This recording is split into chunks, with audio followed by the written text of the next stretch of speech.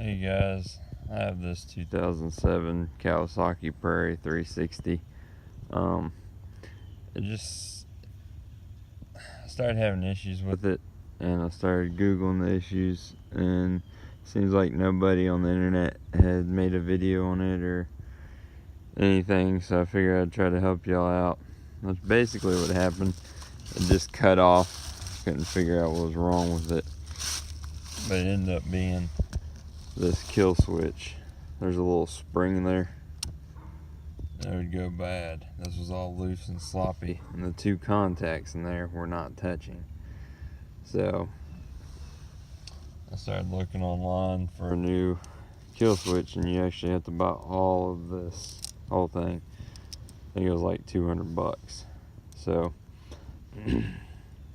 I opened it up to see what the issue was. To do that, there's a screw right here and a screw, I don't know if you can see that, it's right here. Okay, it's just two of them. This splits apart off the handlebar, and then you pull one more screw off, and then there's two plates in there. Alright, and then you see the contacts for the kill switch. So mine were a little dirty. This thing has some time sitting outside. It's been in plenty of mud. But that still didn't fix why this was sloppy and not touching it. Well, if you go a little deeper, there's actually a spring back there and a little ball and spring that keeps tension on this.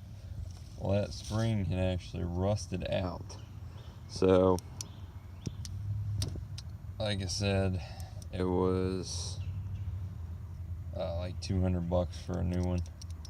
So what I did was I dug all the little rusty spring pieces out. The ball was still fine, so I sanded that down, put a little oil on it, and it just so happens that if you get any old pen, a regular ink pen, and open it up,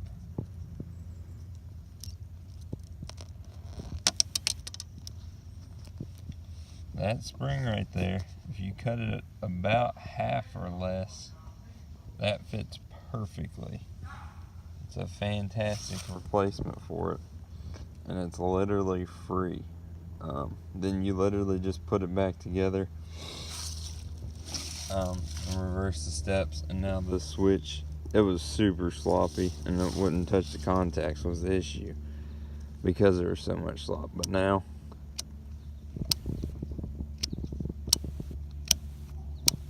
it functions flawlessly.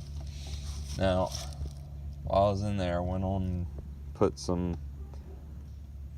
cleaner, electric contact cleaner on there, and scrubbed the dirt and stuff off, and it is absolutely, it's been working flawlessly. I know other Kawasaki's have very similar switches, especially like the 650 equivalent of this. But yeah, figured I'd post this, hopefully help y'all out. If you have any questions, just let me know. I'll in the comments, I'll reply to them as I can. Alright, thank you.